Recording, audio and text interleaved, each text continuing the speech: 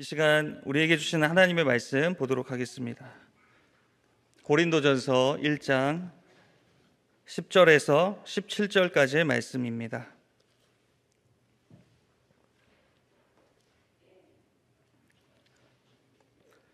고린도전서 1장 10절에서 17절까지의 말씀입니다. 제가 봉독하도록 하겠습니다. 형제들아, 내가 우리 주 예수 그리스도의 이름으로 너희를 권하노니 모두가 같은 말을 하고 너희 가운데 분쟁이 없이 같은 마음과 같은 뜻으로 온전히 합하라. 내 형제들아, 글로의 지편으로 너희에 대한 말이 내게 들리니 곧 너희 가운데 분쟁이 있다는 것이라. 내가 이것을 말하거니와 너희가 각각 이르되 나는 바울에게, 나는 아볼로에게, 나는 게바에게, 나는 그리스도에게 속한 자라 한다는 것이니 그리스도께서 어찌 나뉘었느냐? 바울이 너희를 위하여 십자가에 못 박혔으며 바울의 이름으로 너희가 세례를 받았느냐? 나는 그리스보와 가이오 외에는 너희 중 아무에게도 내가 세례를 베풀지 아니한 것을 감사하노니 이는 아무도 나의 이름으로 세례를 받았다 말하지 못하게 하려 함이라. 내가 또한 스데바나 집사람에게 세례를 베풀었고 그 외에는 다른 누구에게 세례를 베풀었는지 알지 못하노라.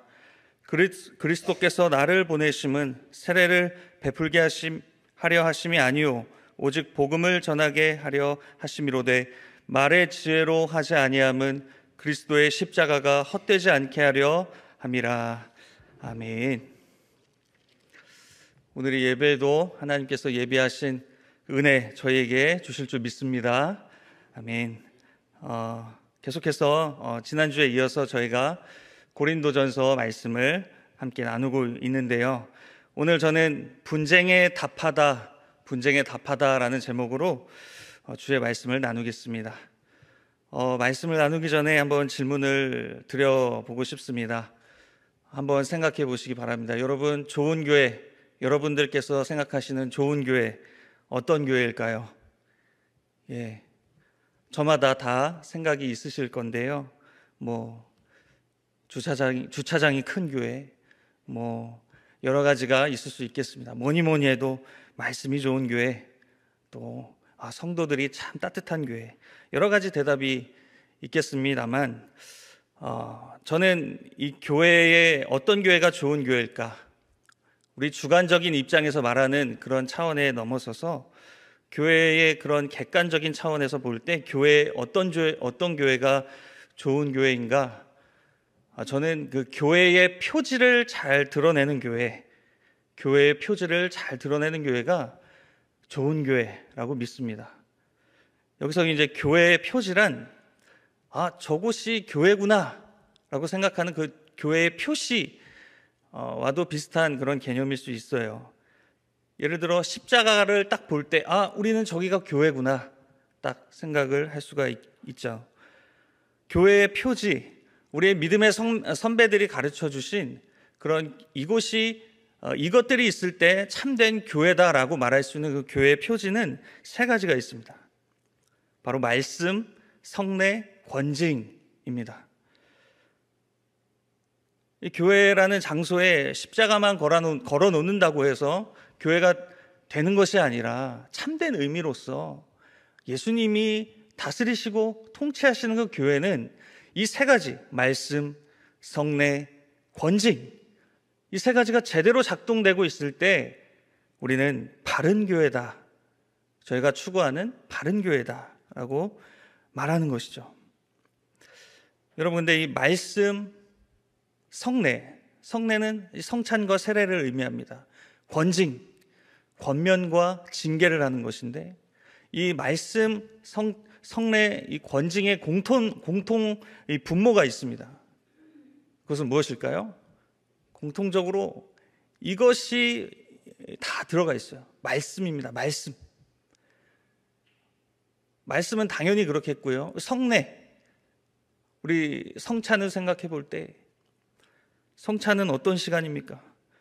예수님께서 말씀하신 그 말씀이 빵과 포도주로 보여져서 보이는 말씀으로 그것이 우리에게 약속의 말씀으로 말씀해 주시는 시간이죠. 그래서 그 말씀을 보면서 뜯으면서 먹으면서 주님의 그 말씀과 언약을 기억하며 내 심령에 기념하면서 적용하는 것이죠. 권징은 그냥 권면하고 징계하고 할 때에 무엇을 기반으로? 말씀으로. 교회를 치리할 때 권징할 때 말씀으로 권징하는 것이죠. 내 사상, 내 어떤 사견으로, 내 경험으로 권면하는 것이 아니라 하나님의 말씀으로 권면을 해서 성도들을 치리하는 것이죠. 그래서 이 말씀을 공통 분모로 이 교회의 표지가 작동된다라는 것입니다.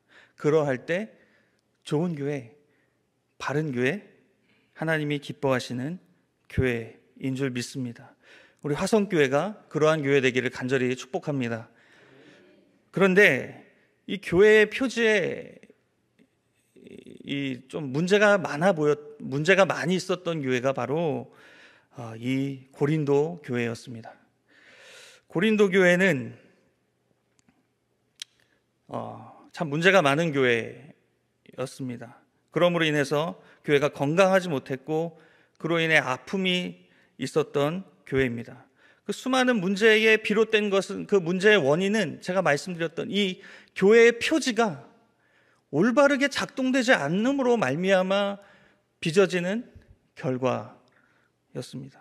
그러므로 인해서 교회가 아프고 찢어지고 분쟁이 일어나고 바른 교리가 세워지지 못하고 그랬던 것이죠.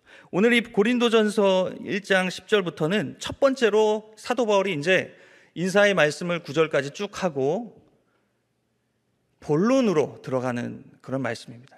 이제 바울이 하고 싶은 말, 심중에 하고 싶은 말을 꺼내 들기 시작하는 것이죠.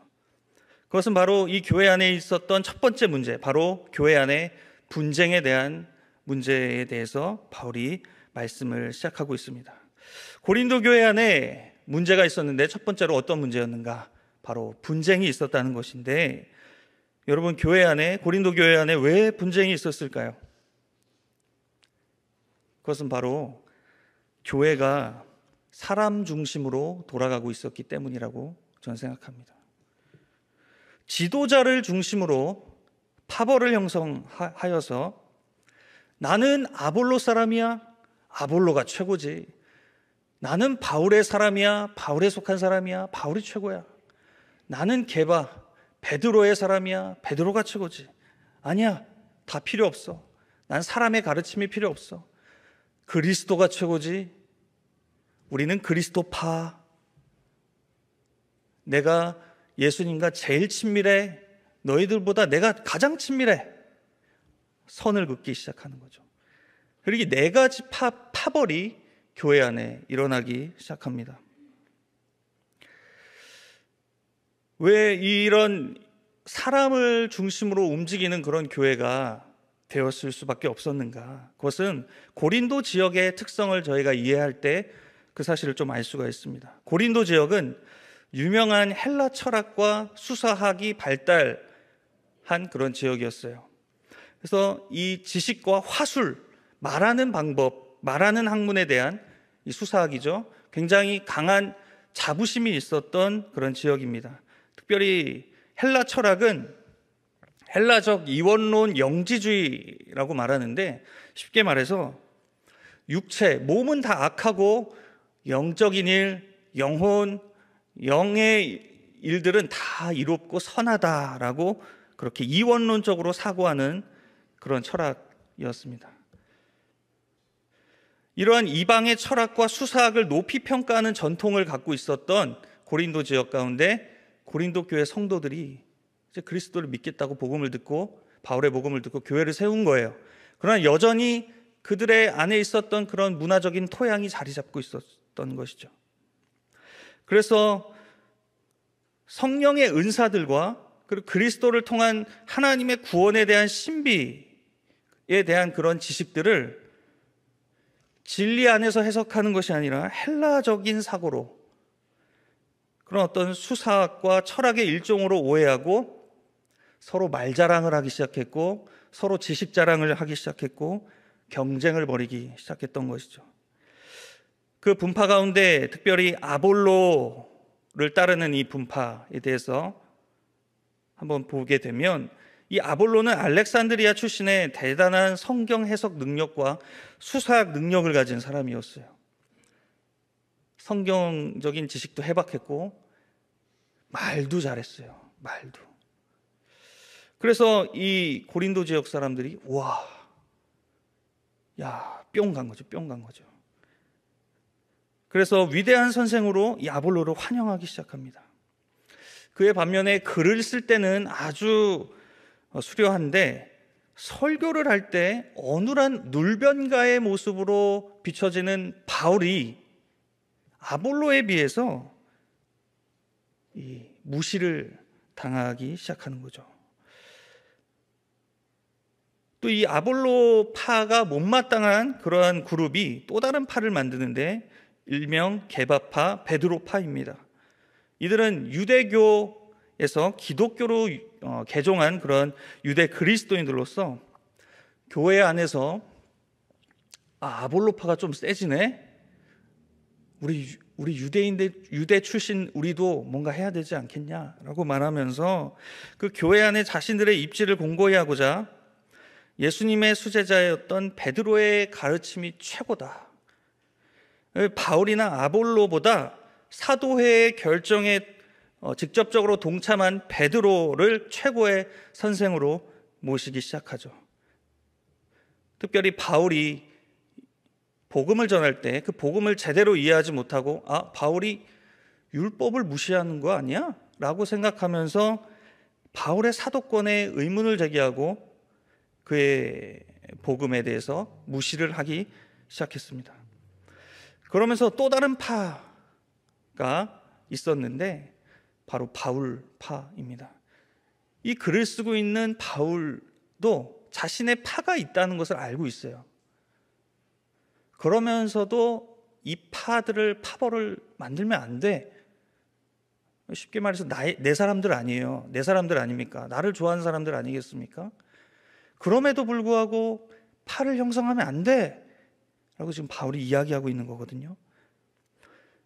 아볼로, 베드로 다 그보다도 우리에게 처음으로 복음을 가르쳐준 그 바울 사도가 얼마나 위대하냐라고 말하면서 이들은 바울파가 최고다라고 말을 하기 시작합니다.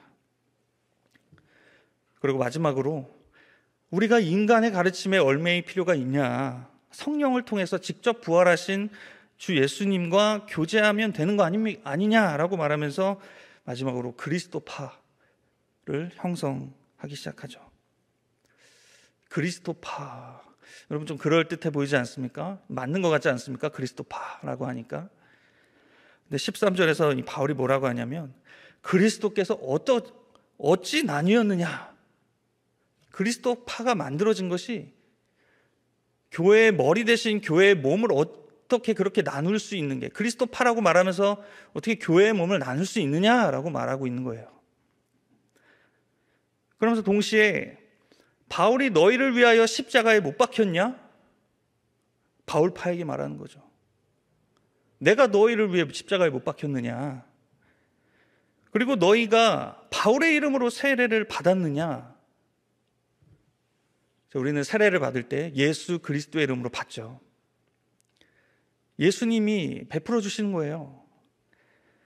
근데 이 인본주의가 작동되면서 사람 중심으로 돌아가던 이 고린도 교회는 세례를 주는 것도 내가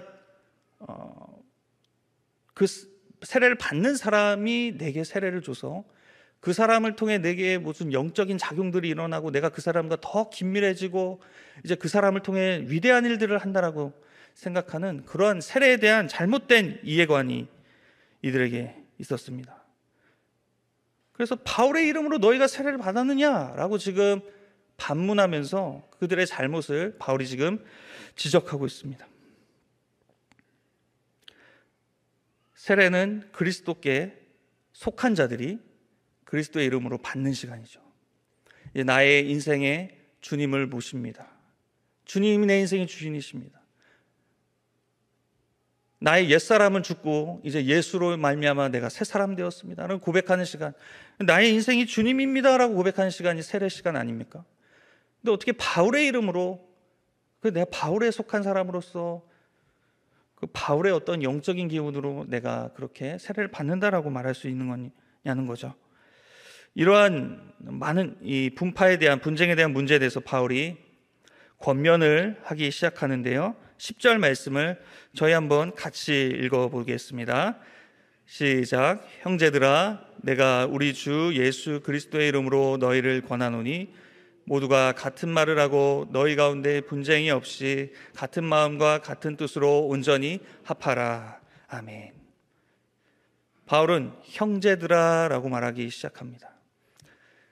이 분쟁에 대한 문제를 해결하기 위해서 이제 권면을 시작할 때 처음으로 형제들아 라고 말하기 시작한 것은 바울의 의도가 담겨져 있는 거예요. 너희들이 몸된 교회 안에서 다 주의 형제들이 아니냐. 11절에도 내 형제들아, 우리가 하나님의 가족이 아니냐, 가족이 어떻게 찢어져서 그렇게 싸움을 하느냐라는 거죠.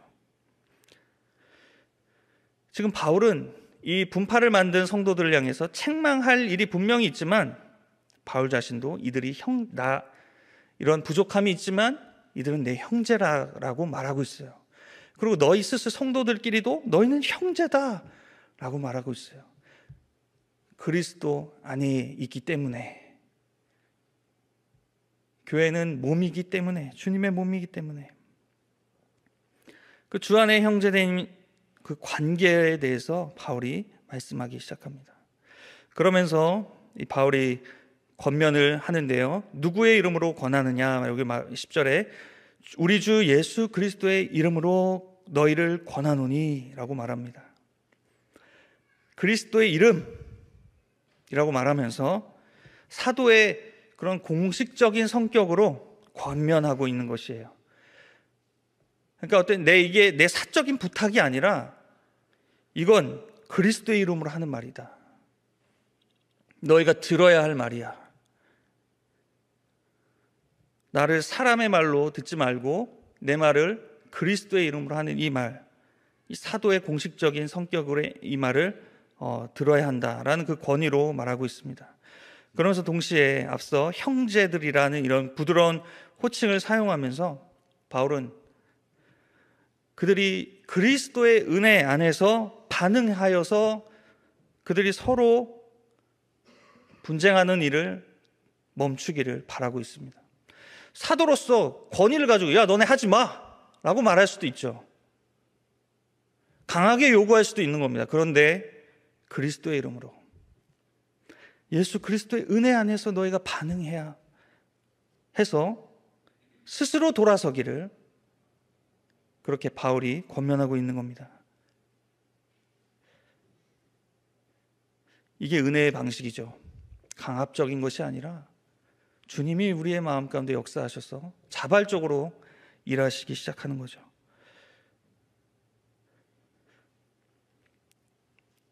바울은 이렇게 책망받을 일이 있는 이 고린도 교회 성도들을 향해서 어떻게 보면 권징을 하고 있는데, 강하게 요구하지 않고 그들을 향해서 사랑의 마음으로, 온유한 심정으로 이렇게 권면하고 있다는 거죠.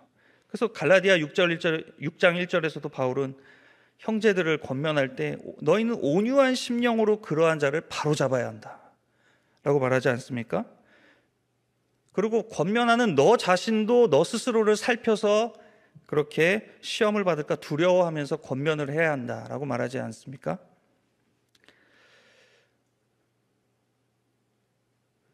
그리스도의 몸을 사랑하는 마음으로 권면하는 거죠. 이러할 때 교회가 더욱더 화합되는 줄 믿습니다.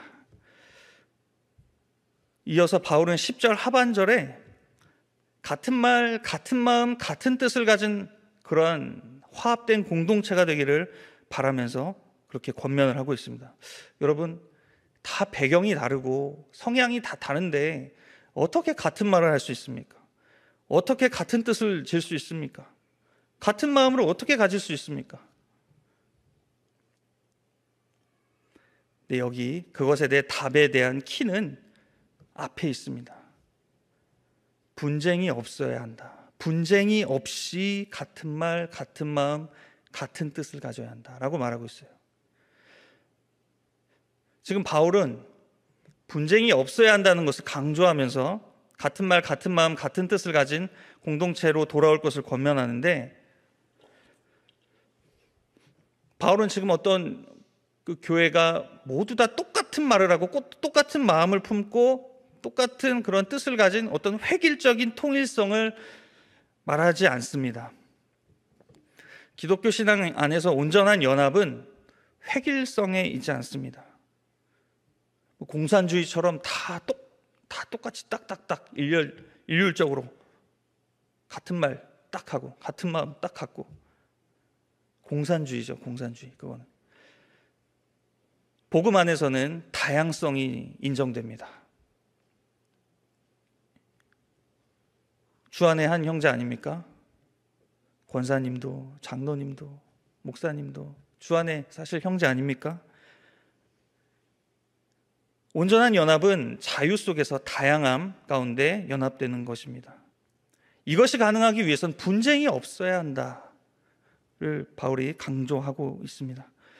특별히 이 말씀은 좀 더 나아가서 해석할 때, 우리가 한 몸 된 그리스도 몸 된 교회로 세워졌다면 그 한 가지 그리스도의 교훈, 그 그리스도의 말씀으로 우리가 같은 말을 해야 하고, 그리스도의 그 말씀 안에서, 교훈 안에서 우리가 같은 생각을 해야 한다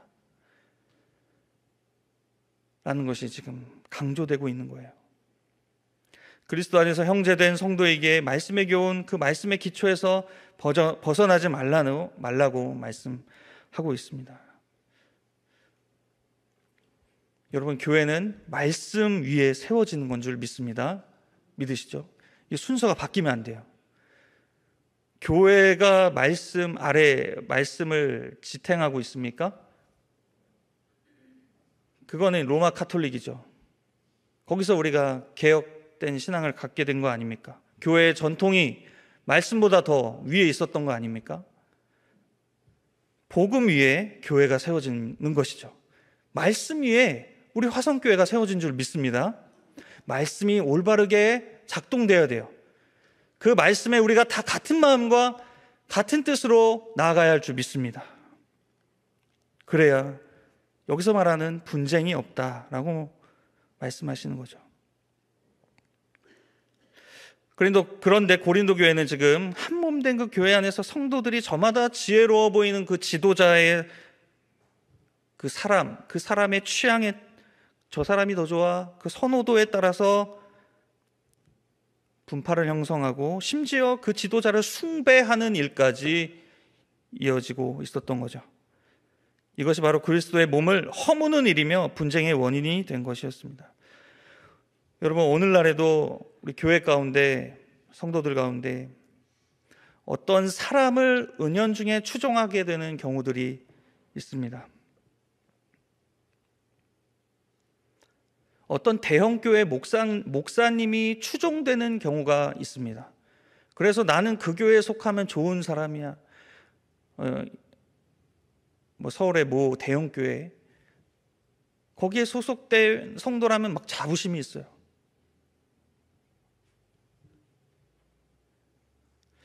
여러분, 그것이 바른 것이 아닙니다.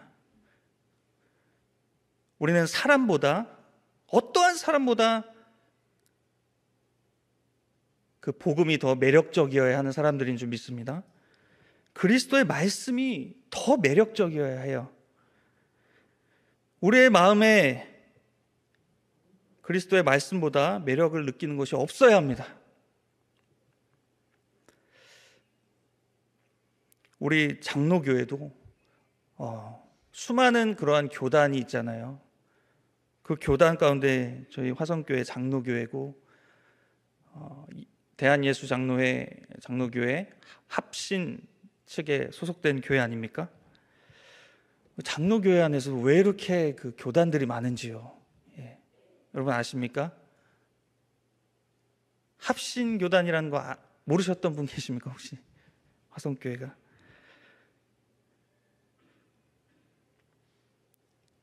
저희 교회는 합신에 소속된 그런 이제 교회인데, 저도 합신에서 대학원 생활을 하면서 공부하면서 우리는 합신이다, 합신의 정체성 이것이다라고 아주 열심히 배웠습니다. 좋은 거죠. 좋은 전통을 고수하고 정체성을 고수하는 것은 중요합니다. 그런데 우리 천국 가면 다 형제예요.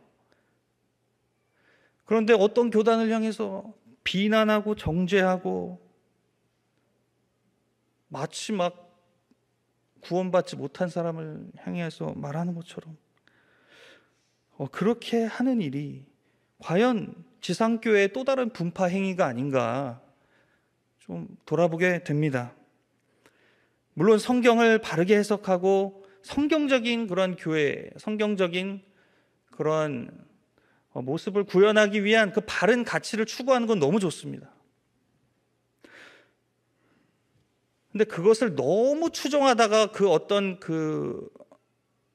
예를 들어 칼뱅이라든지 어떠한 특정 인물을 신봉하는 대로 가는 것은 위험한 일이죠.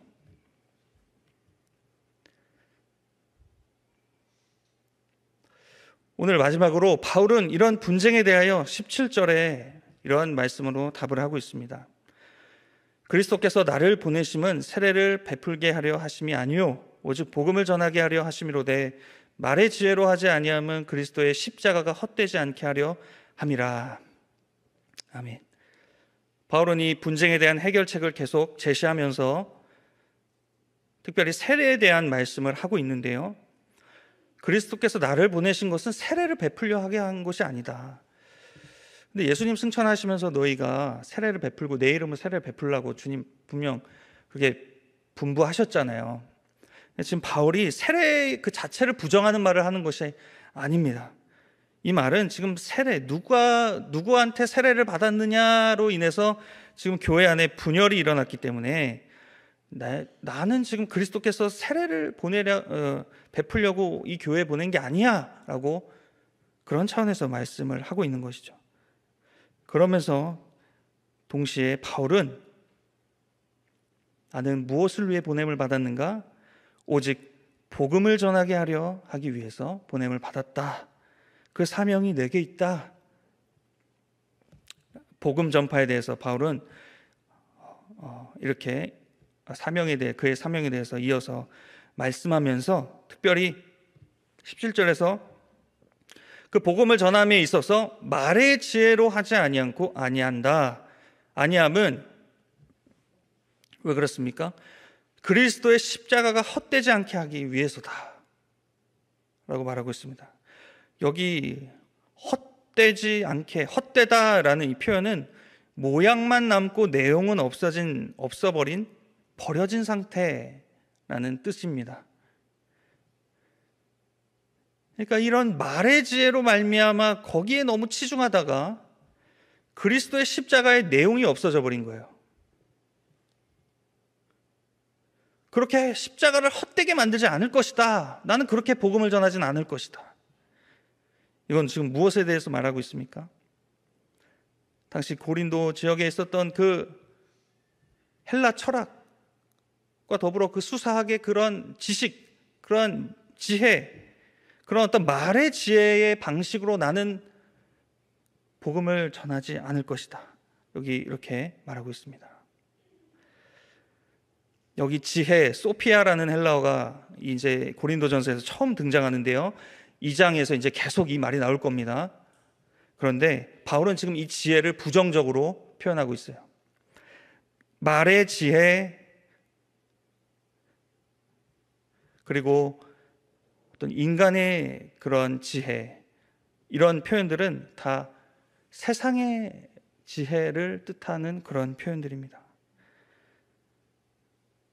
그러니까 지금 복음을 전함에 있어서 이러한 세상이 말하는 지혜 때문에 십자가의 내용이 없어져 버려 헛되어져 버리게 될 수 있다라고 말하고 있는 거죠. 그래서 십자가의 복음과 대조되는 개념으로 지금 바울은 지혜, 이 말의 지혜를 설명하고 있습니다. 당시 근데 이 말의 지혜는 고린도 성도들이 최고로 여기는 그 가치였어요. 근데 바울은 내게 있어서 최고의 가치는 십자가밖에 없다는 것이죠. 그 말의 지혜로 복음을 전하지 않겠다라는 그 말을 하고 있습니다. 왜요? 이 말의 지혜는 결국 사람을 자랑하게 되어 있기 때문에 하나님께 영광 드리지 않습니다. 하나님께 찬양 드리지 않고 누군가 사람이 돋보이게 되는 것이죠. 아, 내가 이렇게 말을 잘해. 내가 이렇게 복음을 잘 전해. 내가 이렇게 전도를 잘해. 와, 난 역시 최고야. 여러분, 말은 안 하지만 은연중에 우리 심령 가운데, 우리 심리가 얼마나 많이 그런 것들이 있는지 모릅니다. 그래서 잠깐 귀에 좋은 말로 복음이라고 전도는 할 수 있겠지만 여러분, 그 말을 듣는 사람의 심령은 변화되지 않아요. 그 심령은 하늘의 지혜로 하나님이 역사하시면 되는 줄 믿습니다. 말의 지혜에 우리가 너무 현혹되어서 목사님, 저는 말을 잘 못하는데 전도 어떻게 하죠? 여러분, 저는 이 자리에 서 있는 것이 너무나 신기합니다. 저는 말을 잘 못하는 사람이거든요. 사실 말하는 데 되게 부끄러움이 많은 사람입니다. 하나님이 세워주셔서 이 자리에 있습니다.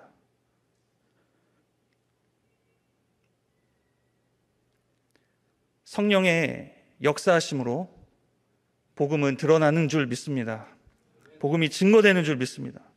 그를 위해서 나는 가려지고 십자가, 그리스도만 드러나는 거예요. 사람의 지혜는 사람을 자랑하고 사람을 드러냅니다. 그러나 십자가의 복음은 하나님의 지혜로서 하나님의 경륜이 드러나고 그의 계시 앞에 굴복하고 하나님께 온전히 마음과 뜻을 향하게 되는 복종이 일어나게 되는 줄 믿습니다. 성령의 충만함을 따라 성령의 말하게 하심으로 제자들은 이 복음을 증거했죠. 저희도 똑같습니다. 늘 성령의 충만함으로 기도하시기를 축복합니다. 기도하면서 주님의 복음을 증거하는 저와 여러분 되기를 간절히 바랍니다. 나는 말을 잘 못해. 나는 똑똑하지 못해. 나는 지식이 없어. 나는 목사님들처럼 성경적 지식이 없습니다. 그래서 전도 못합니다. 여러분, 아닙니다. 아까도 말씀드렸듯이 우리가 바른 교훈 안에 있다면 그 교회에 표지된 바른 그 말씀을 우리가 접하고 있다면 성령님께서 우리에게 말씀을 떠오르게 하실 거예요. 그걸 가지고 내게 만나게 하신 그 하나님을, 나를 만나주신 하나님을 전하는 겁니다. 하나님이 그때 역사하시는 줄 믿습니다. 성령의 말하게 하심이 그 시간에 있는 것이죠. 오늘 말씀을 마무리하면서 이 교회에 분쟁이 있었던 이 고린도 교회의 모습을 보면서 하나님, 주님께서 기뻐하는 그러한 참된 교회, 그러한 교회의 표지를 잘 드러내는 우리 화성교회 되게 도와달라고 기도하는 이 시간 되기를 축복합니다.